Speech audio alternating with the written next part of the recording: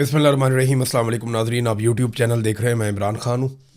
एक तरफ आज़ाद कश्मीर में इंतखाबात के नताइज बनाए जा रहे थे और दूसरी तरफ लाशें गिराई जा रही थी। ये हम मकबूजा कश्मीर के बारे में हमेशा ख़बरों में सुनते आए थे कि इलेक्शन हुआ मकबूजा कश्मीर में और लाशें गिरा दी गई। हमने आज आज़ाद कश्मीर में वही सारा कुछ होते हुए देखा। पाकिस्तान के मौजूदा रजीम ने आसिम मुनीर साहब की क़ियादत में आज़ाद कश्मीर में एक मरतबा फिर लाशें गिरा दी। PMLN ने और पीपल्स पार्टी ने इसमें सहूलतकारी की है और बड़े पैमाने पर लाशें गिराई गई हैं। जो बंदरबांट सीटों की की गई उसमें क्योंकि अवाम ने दिलचस्पी ली नहीं, लोग निकले नहीं वोट डालने के लिए। अब वो जो बैग इन्होंने पहले से भर के रखे हुए थे उन्हीं की गिनती शिनती करके इन्होंने नताइज जारी कर दिए हैं। जो वोटिंग टर्न आउट था वो तो जो लोग वहाँ कवरेज कर रहे थे सारा दिन, उन्होंने कहा 10% भी हमें नहीं लगता। लेकिन अगर हम बहुत भी बढ़ा के बयान करें तो हम 15% कह सकते हैं। इससे ज़्यादा लोगों ने निकल के पोलिंग स्टेशन तक आने की ज़हमत ही नहीं की। तो अवामी सतह पे तो मुकम्मल तौर पे एक बाइकॉट नज़र आया जो आज़ाद कश्मीर में इलेक्शन हुआ। लोगों ने उसमें दिलचस्पी नहीं ली। मिलिट्री एस्टेब्लिशमेंट का तैयार करदा इलेक्शन था और उन्होंने इसको 3 मराहिल में करने का फ़ैसला किया। लोगों ने ज़रा भी दिलचस्पी नहीं दिखाई। नताइज के लिए जो सहाफ़ी जा रहे थे RO के दफातर में, या वो चाह रहे थे कि नताइज उनके सामने बने, उन सहाफ़ियों को जाने से रोक दिया गया और रुकावटें डाली गईं। फिर उसके बाद अपनी मर्ज़ी के नताइज बनाए गए। अब तक की इतला के मुताबिक नून लीग और पीपल्स पार्टी में सीटें बांटी गई हैं। कुछ 8 के करीब सीटें कह रहे हैं कि नून लीग को दे दी हैं, 7 या 8 अभी तक, और कुछ 4-5 पीपल्स पार्टी को दे दी हैं। एक आधी की जो है वो भी रह जाएगा, उसका भी आ जाएगा नतीजा तो पता चल जाएगा। बहरहाल ये इन्होंने आपस में बंदर बांट कर ली है।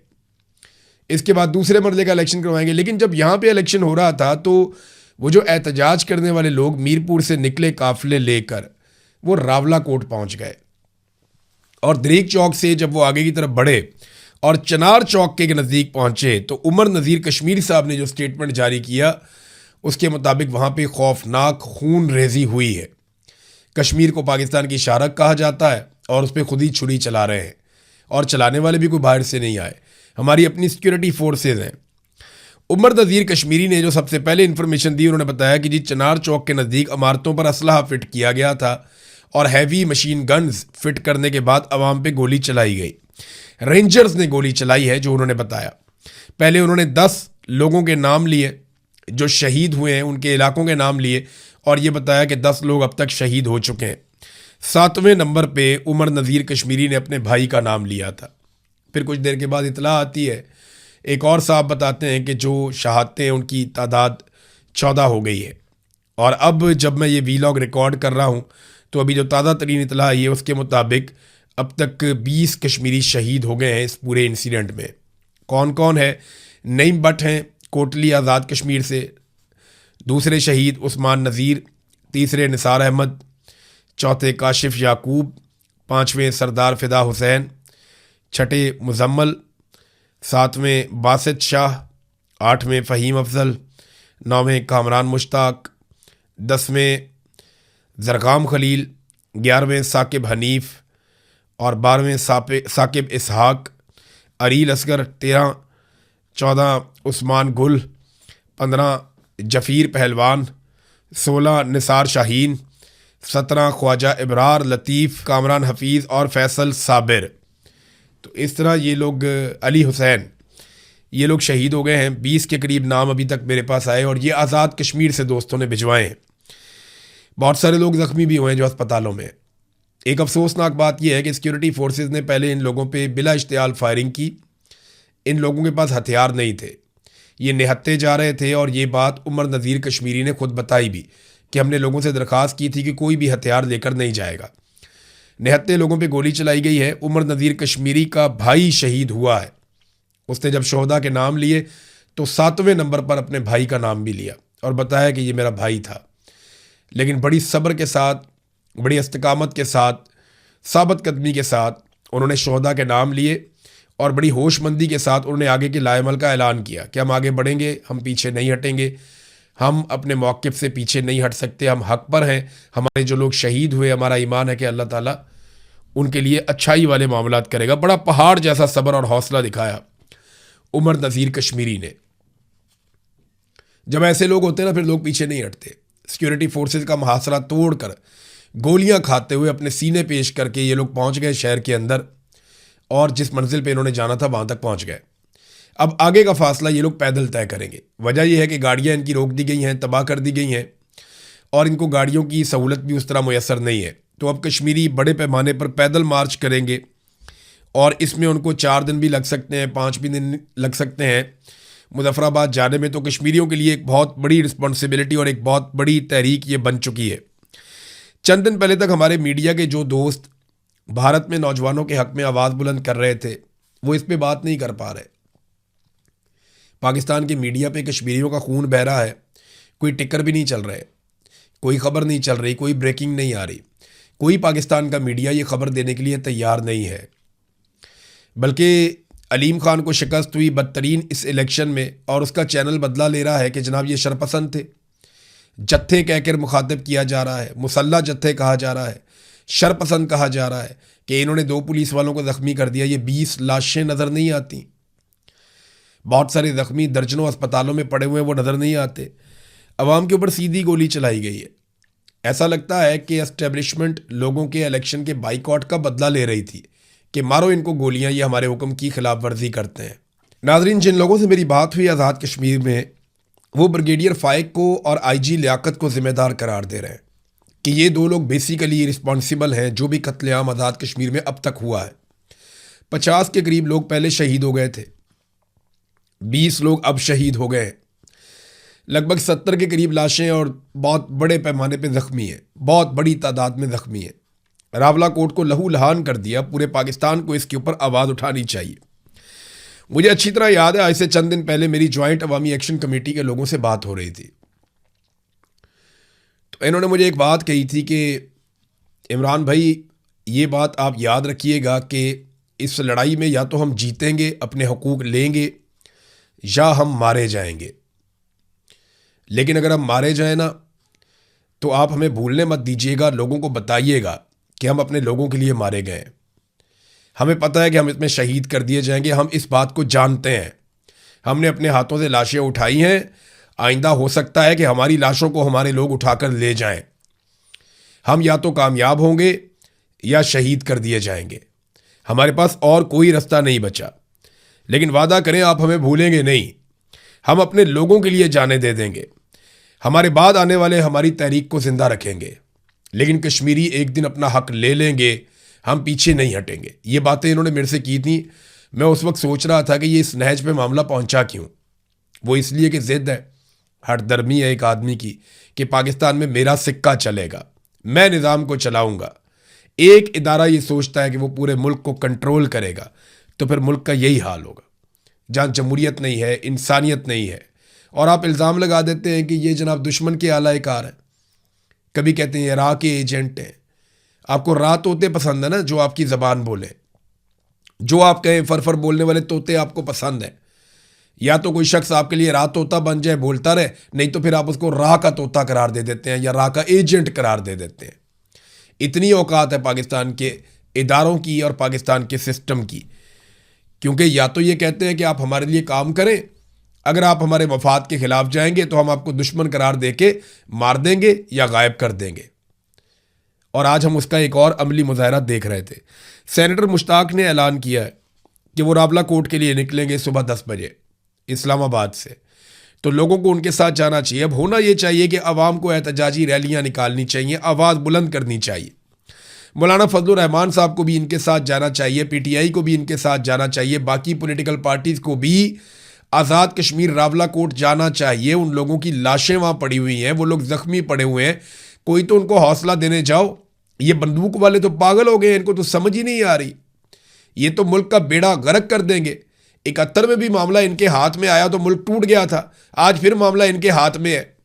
सियासतदानों को आगे आना पड़ेगा, मामला अपने हाथ में लेना पड़ेगा, वरना ये लोग एक मरतबा फिर हमारे साथ बहुत बड़ा खिलवाड़ कर जाएंगे।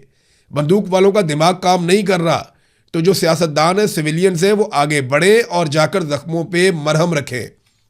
ये नमकपाशी का वक्त नहीं है। अवाम को एहतजाजी रैलियां करनी चाहिए, ताजरों को खड़ा होना चाहिए, ट्रांसपोर्टर्स को खड़ा होना चाहिए, वकला को इस मामले में एहतजाज करना चाहिए अपनी अपनी अदालतों में, तालिब इल्मों को बाहर निकल के आवाज़ बुलंद करनी चाहिए। ओवरसीज़ पाकिस्तानी, बल्कि मेरा उनसे रब्ता हुआ, वो बहुत बड़े पैमाने पर एहतजाज प्लान कर रहे हैं। जैसे माजी में उन्होंने एहतजाज किया, वो उससे भी बड़ा एहतजाज करने जा रहे हैं।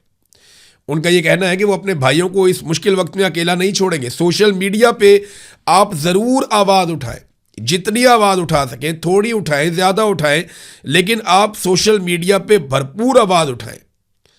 ज़ख्मियों को अस्पतालों में जाकर इलाज नहीं करवाने दिया। वो जो ज़ख्मी लोग अस्पतालों में जाते थे, अस्पतालों के ऊपर भी कब्जा किया हुआ था कि लाजमी बात है इनको गोलियां लगेंगी, ज़ख्मी होंगे, ये अस्पतालों में आएंगे। अब जो लोग अस्पतालों में जाते हैं तो वहाँ ये होता है कि सबसे पहले तो लाशें कब्जा कर ली जाती हैं, लाशें वापस नहीं दी जाती, ताकि लाशें मिलेंगी तो रोला पड़ जाएगा, पता चलेगा कौन कौन शहीद हो गया और वो लाशें दुनिया के सामने भी आएंगी। लिहाजा सबसे पहले लाशों पे कब्जा कर लिया जाता है। ये हमारा यहाँ पे पसंदीदा काम है। कत्लेआम के बाद वो पुरानी वाली लाशें मांग रहे हैं कि जी वो भी हमारे हवाले की जाए। उनके मुतालबात में से एक मुतालबा है। दूसरा, जो ज़ख्मी जाते हैं, ज़ख्मियों को और उनके साथ आने वालों को गिरफ्तार कर लिया जाता है और उन्हें बाद औक़ात मुंतकिल कर दिया जाता है दूसरे शहरों में। ये बड़ी अनफॉर्चुनेट सिचुएशन है कि अस्पतालों के ऊपर भी कब्जा कर लिया गया कि लाशें गायब कर देंगे। रावलाकोट में बर्बरियत पे कोई खबर नहीं चलाई मीडिया ने। ये इंतहाई अफसोसनाक चीज़ है। मरियम नवाज ने सेलिब्रेशन शो कर दी। आज़ाद कश्मीर के इलेक्शन को जनाब हमने जीत लिया, आतिशबाजी लगा दी, सेलिब्रेशन लगा दी, अपनी खुशियां मना ली मरियम नवाज ने। इस औरत को बिल्कुल एहसास नहीं है कि पाकिस्तानियों के दिल पे क्या गुजर रही होती है। जिस दिन अरशद शरीफ को शहीद किया गया उस दिन ये केक काट रही थी। बाद में उनकी लाश जो है उसकी तस्वीर लगा के एक झूठा प्रोपेगेंडा कर दिया कि अरशद शरीफ ने नवाज शरीफ की बीवी की मौत का मजाक उड़ाया था या बीमारी का मजाक उड़ाया था। और बाद में झूठी साबित हुई ये औरत कि कभी भी अरशद शरीफ ने मजाक नहीं उड़ाया, बल्कि मैं हूं या अरशद शरीफ है या साबिर शाकिर है या बाकी जर्नलिस्ट हैं। हम हमेशा दुआ करते रहे हर बीमार के लिए। जब कभी पता चला नवाज शरीफ बीमार है, हमने कहा जी अल्लाह ताला उन्हें सेहत अता फरमाए। लेकिन जो इनके पॉलिटिकल स्टेटमेंट्स हैं या इनके झूठ हैं, उनको हम बेनकाब करते रहे। इस औरत ने वहां पर भी झूठ बोला। झूठ इनकी घुट्टी में पड़ा हुआ है, इनके घर से इनको तोहफे में झूठ मिलता है। हर वो मौका जिसमें पाकिस्तानी दुखी होते हैं, तकलीफ में होते हैं, दर्द में होते हैं, ये उस मौके पर केक काटते हैं, सेलिब्रेशन करते हैं, आतिशबाजी करते हैं। एक मरतबा फिर इस औरत ने, जब रावला कोट में लाशें पड़ी हुई थी, खून बह रहा था, लहू लहान था कश्मीर, उस वक्त कश्मीर के अंदर फतह के झंडे गाड़ के आतिशबाजी की फुटेज लगाई है। इनकी खुशियां अलग, इनके गम अलग। पाकिस्तानियों की खुशियां अलग, पाकिस्तानियों के गम अलग। इनका पाकिस्तान से या पाकिस्तानियों से कोई ताल्लुक दिखाई नहीं देता। पूरे पाकिस्तान में लोगों को आवाज़ उठाना चाहिए, सहाफ़ियों को भी आवाज़ उठानी चाहिए। आप ये सोचते हैं कि आपके छोटे छोटे बच्चे, आप आवाज़ उठाएंगे तो प्रॉब्लम हो जाएगी। ये जो लोग शहीद हुए हैं इनके भी छोटे छोटे बच्चे हैं। मैं कहता था ना कि बारी बारी सबकी बारी। आज मेरे कश्मीरी भाइयों की बारी है। मैं आपको लिख कर देता हूँ, कल आपकी भी बारी आएगी। ये पंजाब के एक एक शहर में घुसेंगे और एक एक जगह पे तबाही फेरेंगे। वो DW न्यूज़ ने जो डॉक्यूमेंट्री छापी है ना, उसके इंटरव्यू सिर्फ आप निकाल के सुने और पढ़ें, आपके रोंगटे खड़े हो जाएंगे कि किस तरीके से पाकिस्तान के पूरे निज़ाम पे पाकिस्तान की मिलिट्री एस्टेब्लिशमेंट ने कंट्रोल कर लिया है। मुझे जो उसका मेन मुद्दा है उससे मुझे इख्तलाफ है कि पाकिस्तान का जो एटमी प्रोग्राम है वो बहुत ख़तरे में है। मुझे लगता है कि वो गैर ज़रूरी है और ये पुराना प्रोपेगेंडा है। लेकिन पाकिस्तान की मिलिट्री एस्टेब्लिशमेंट ने पाकिस्तान की पूरी इकॉनमी को कंट्रोल में ले लिया है, ये बात बिल्कुल ठीक है। वो पाकिस्तान के सबसे बड़े बिजनेस करने वाले लोग हैं। पाकिस्तान में सबसे वसी कारोबार उन्हीं का है और आज उन्हीं का कंट्रोल है सारी चीज़ों के ऊपर। कोई उनका कारोबार में मुकाबला नहीं कर सकता, ये बात हकीकत है। तो जो कुछ हुआ आज रावला कोट में, वो बदला था मीरपुर में लोगों के वोट ना डालने का। ऐसा दिखाई देता है। लोग तो नहीं हारे, लोग तो फिर भी जा रहे थे। इन्हें लगा गोलियां खाने के बाद लोग भाग जाएंगे। नहीं, लोगों ने गोलियां खाई, जख्मी उठाए, लाशें उठाई और फिर दोबारा मुहासरा तोड़कर वहां पहुंचे जहां वो जाना चाहते थे। कश्मीरियों को 70 साल से लड़ने की आदत है। वो लंबे अरसे से लड़ रहे हैं। वो आपको पीठ दिखाकर नहीं भागेंगे। बात को समझिए। आपको समझ नहीं आ रही, ना आपको बांग्लादेश में समझ आई, ना आपको बलूचिस्तान में समझ आई और ना आपको कश्मीर में समझ आ रही है। और आपकी कम अकली की कीमत हमेशा पाकिस्तानियों ने चुकाई है। पाकिस्तानियों को चाहिए कि इनको अब रोकें, इस सिलसिले को बंद करवाएं। नादरीन, ये एक और ख़बर है, ये देना इसलिए ज़रूरी है कि आलमी मंडी में इस वक्त जो पेट्रोलियम मसनूआत की कीमतें हैं वो लगभग 10% कम हो गई हैं, क्योंकि 2-3 दिन से जंगबंदी है। जुम्मे वाले दिन डोनाल्ड ट्रंप ने कहा था कि अब आपने ईरान के ऊपर अटैक नहीं करना, तो जुम्मा हफ्ता एतवार जंगबंदी रही। तो अब जब नई कीमतें आई हैं वीकेंड के बाद, तो 10% तक कीमतें गिर गई पेट्रोलियम मसनूआत की। पाकिस्तान में सरकार ने यह किया था कि रोज़ाना की बुनियाद के ऊपर पेट्रोलियम मसनूआत की कीमतों का तयन किया जाएगा, ताकि जंग के असरात फौरी तौर पर अवाम पे मुंतकिल किए जाएँ। कीमत कम होगी तो फ़ौरन कम करेंगे, बढ़ेगी तो फ़ौरन बढ़ाएंगे। अब ये जो आलमी मंडी में कीमतें कम हुई हैं, इनके नतीजे में लगभग 40 रुपए के आसपास फौरी तौर पे पेट्रोलियम मसनूआत की कीमतें कम होनी चाहिए थी, 40 रुपए के आसपास। और अगर आप लेवी और टैक्सेस शामिल कर लें तो लगभग 150 रुपया तो फौरी तौर पे कम हो जाना चाहिए था। लेकिन पेट्रोल की कीमत 1 रुपये कम करके डीजल की कीमत 3 रुपये मजीद बढ़ा दी गई है। जब आलमी मंडी में 1% कीमत बढ़ती है तो ये पाकिस्तान में 4% बढ़ाते हैं। जब आलमी मंडी में 10% कीमत कम होती है तो ये पाकिस्तान में बहुत कम, 1% से भी आधे से आधा जो है ना, यानी आधे से आधा फीसद जो है वो ये इन्होंने कम की है। लेकिन डीजल वहाँ पे बढ़ा दिया दोबारा से। तो ये किसी किस्म का रिलीफ अवाम को मुंतकिल करने पर तैयार नहीं है। इस वक्त जो अवाम की जेबों पे डाका डाल रहे हैं, ये पैसा इकट्ठा करेंगे और थोड़े अरसे के बाद एक रिलीफ दे के अवाम को कहेंगे देखिए जी हमने कीमतें कम कर दी। लेकिन उस वक्त तक ये अच्छी खासी जेबें आपकी काट चुके होंगे। नादरीन, एक मंजर मैं आपको दिखाता हूँ। ये देखिए, ये DC लाहौर है। ये चेक करें आप बंदा, ये DC लाहौर है। इसका नाम है कैप्टन रिटायर्ड, फौज से रिटायर्ड है, कैप्टन रिटायर्ड अली एजाज। इससे मिलने के लिए अपोजिशन के रहनुमा गए, जिनमें अपोजिशन लीडर मोइन कुरैशी, सलमान अकरम राजा साहब हैं, शौकत बसरा साहब नज़र आ रहे हैं, दीगर लोग नज़र आ रहे हैं। ये अवामी मुंतखब नुमाइंदे पाकिस्तान की सबसे बड़ी पॉलिटिकल पार्टी के।